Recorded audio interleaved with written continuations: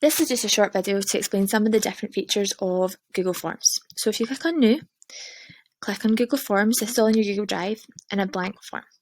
So if you click on that, this is sort of what the form should look like. Now, I would just do history, votes for women. So this is for my higher class. Votes for women. And assessment of lockdown learning. Week 1. So you can see it spelled out for you. So I would just start off with some questions. Now you can split this into subsections, but we can sort that out later. So untitled question, you would just add, you can click here add, but I would do what does the WSPU stand for? And down the side you've got lots of different options, so you can do a short answer, a paragraph, multiple choice, drop downs, etc. So I'm going to make a short answer, and people just write what this stands for in here. Now, to make sure they'll answer the question, I click required. To add another question, I go to this plus here, and you can do different types of questions. So in this one, I'm going to mix it up a bit, and I'm going to say, who is this? And what you can do is you can add pictures here. So if I look up Google image search, Millicent Fawcett, there we go. And you can just add her in here. So who is this? Insert. And the picture will load up and the pupils will need to answer it. So to give them different options, we could put Millicent Fawcett, add another option and you just click in it.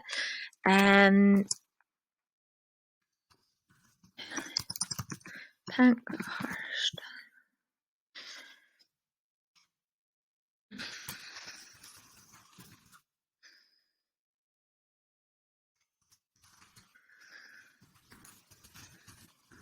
These are just examples, like obviously I'd probably do more like appropriate ones, but that's what you have, and the pupils just need to tick which one.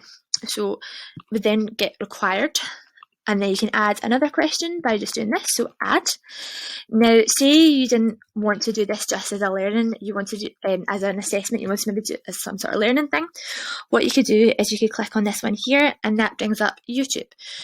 So if I was to click in, say for example, TED Ed, women, search.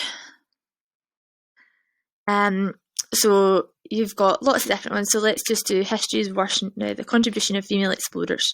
Select. So this isn't technically to do with my task, but what you could do is you could get pupils to watch a video in the Google form. So you could say, watch the video.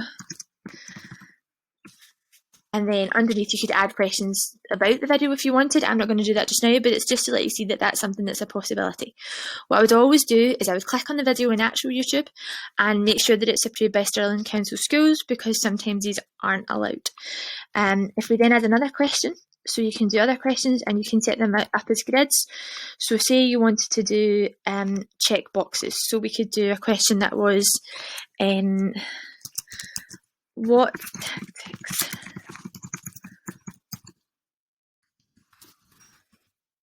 so you could do tick, you could maybe say tick all that apply.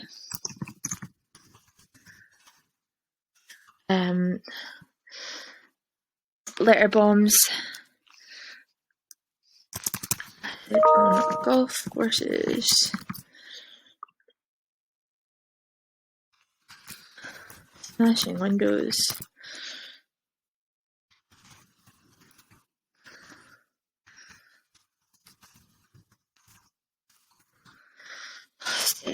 And you could go on, you could keep adding, and you could just then do required, and they would have to answer this question. We could then do something else again. So rather than doing multiple choice, so like I said, multiple choice, you could do something similar. We could do a longer paragraph. So say you wanted to say, write down a paragraph.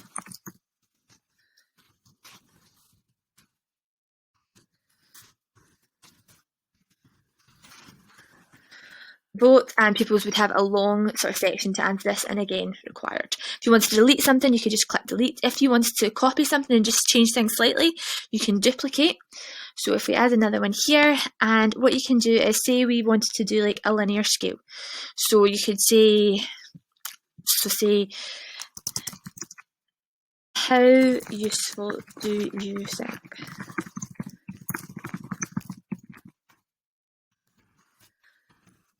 And you could do 1 to 10, say 1 is very useful, 1 could be not useful at all.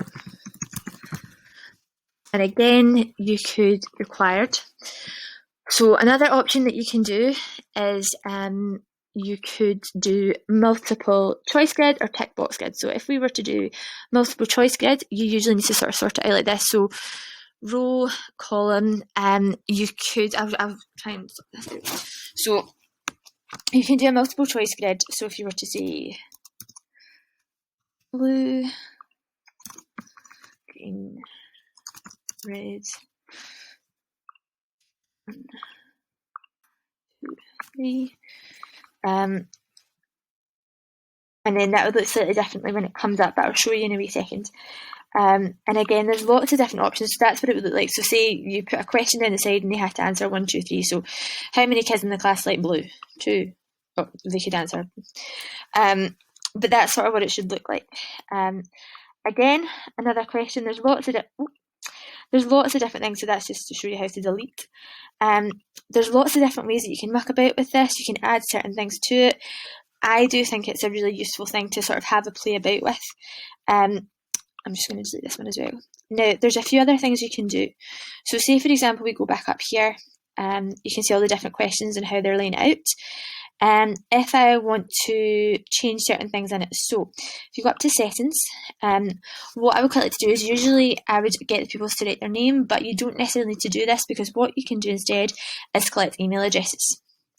You can also just restrict to Stirling Council Education and limit to 1 response.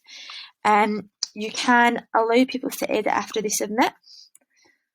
And there's a few other different sort of options. You can also have a look at how it's shown to the pupils. And if you click on quizzes now, this is what I'm going to do for this. So make it a quiz. And this is really exciting. So what you can do is, if you want to, you can turn on locked mode. So that means that you have to be using a Chromebook to be on locked mode. But say they try to come off the Google form, they're not allowed to, and if they do come off it, it sends you an email to let you know. So this is quite good for assessment purposes. I'm not going to do that just now because it's not an official assessment, but you can do this like this. So you can release the marks, you can make marks. So if I've made this a quiz, what I can do is I can set marks to it. So I'm going to show you how to do this. So you can release marks immediately, or often for history I would do later manual review, but if we do this immediately after the submission and save. And what it means is I go back to my questions and I can allocate them marks. Okay, so this is really exciting. So what you can do is you put in the answer key. So add the correct answer. So I would add the correct answer. So what I would say is WSP2 Women's Social and Political Union. If there's other correct answers, you can add them in. So say, for example, they might spell it wrong.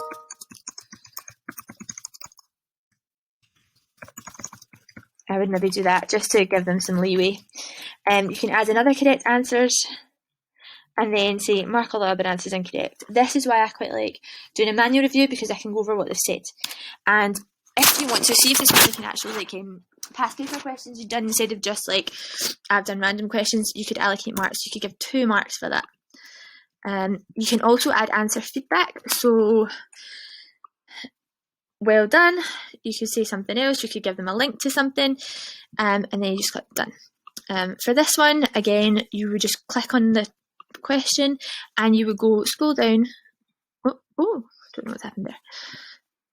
You can click off and answer key again. So click on the answer key and you would choose the correct answers because it's multiple choice. So what I would do is I would make it really clear that Millicent Fawcett was the correct answer, and you see that's a wee green tick, and then add answer feedback. So if you've got incorrect answers,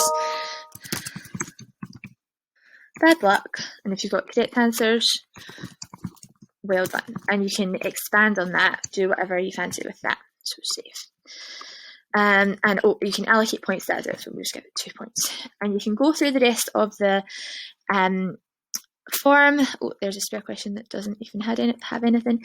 It's just good to have a look at it. So, like I said, you can go through all the other questions, adding in correct answers, adding in feedback, adding in marks.